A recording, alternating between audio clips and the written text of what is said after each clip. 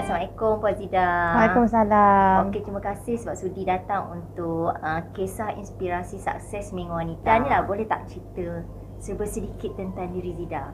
Saya ni bekas pesakit kanser lah, ataupun boleh dikatakan pejuang kanser sebelum ni, pemandiri sekarang ni. Saya pernah didiagnose kanser tulang ataupun dipanggil osteosarcoma proximal tibia.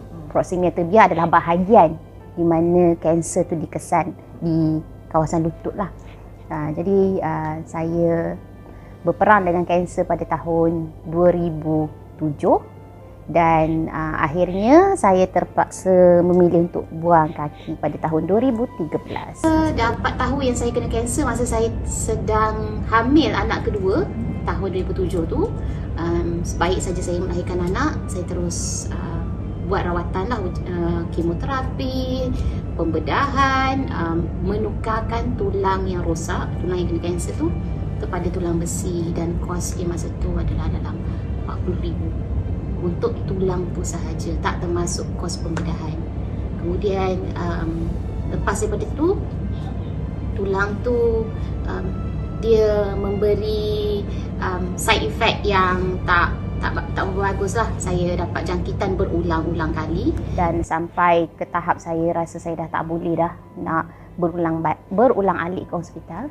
Saya cakap dengan doktor, buang je lah.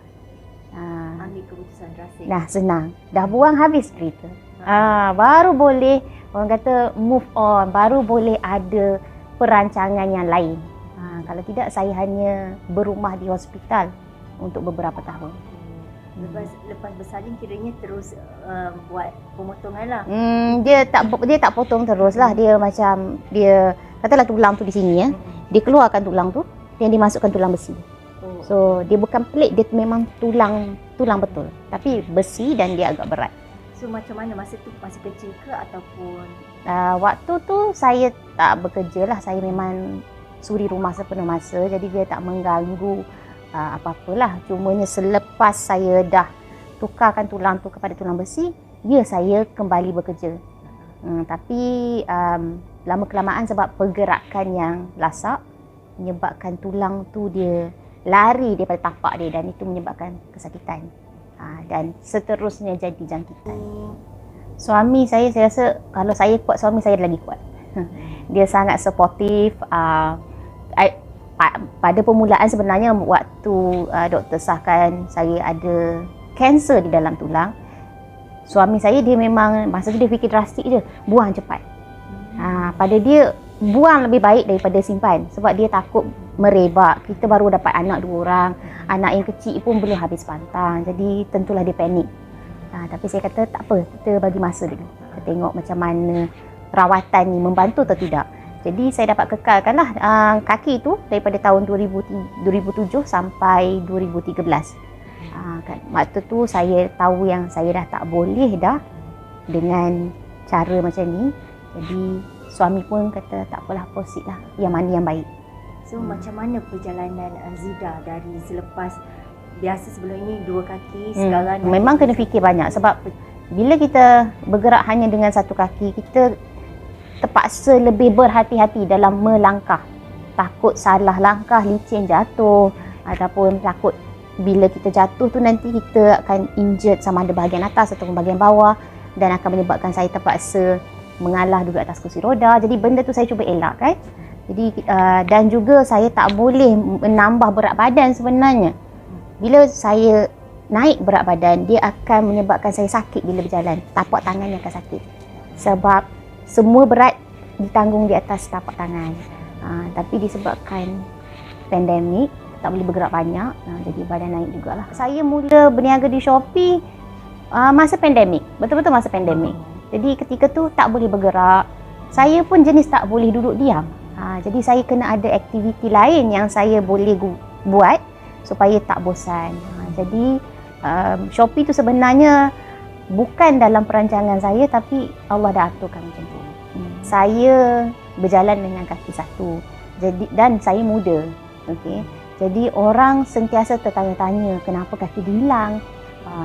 Aksiden rempit ke, kencing manis ke, apa ke. Jadi orang akan tertanya-tanya. Jadi orang tertanya tu tak apa, tapi pada saya yang saya kurang gemak adalah bila orang memandang saya dengan jeli.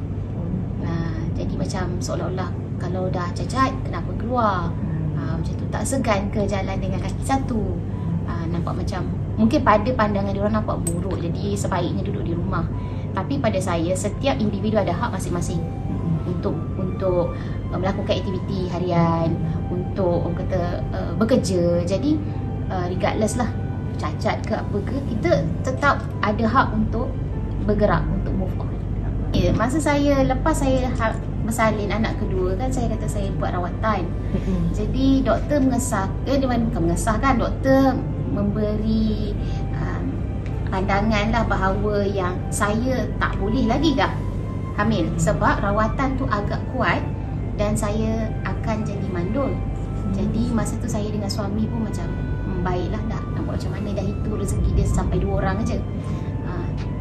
Rupanya setahun lepas tu saya hamil.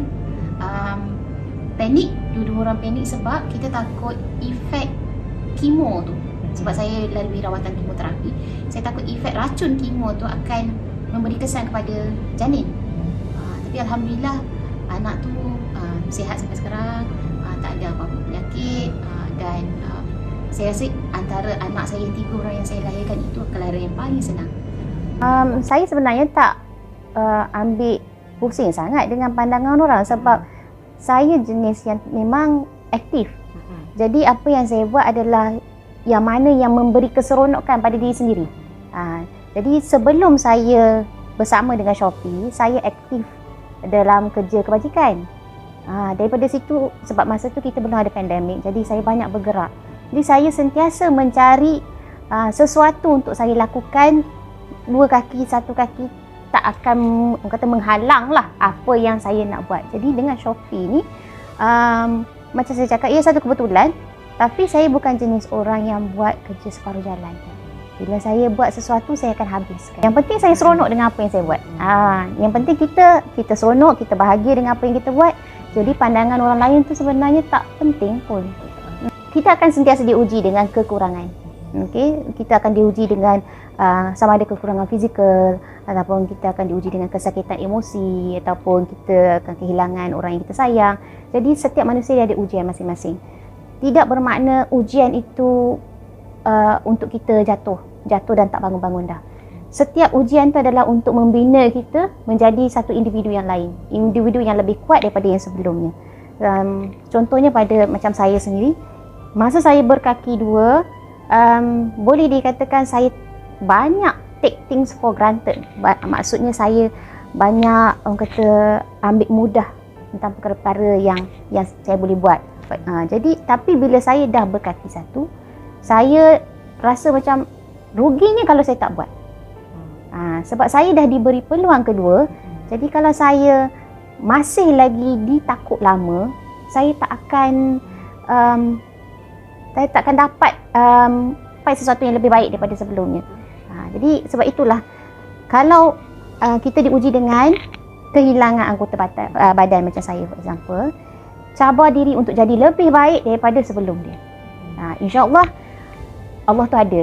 Allah ambil satu-satu daripada kita untuk diberi lebih daripada itu. Itu yang saya pegang. Kata akhir.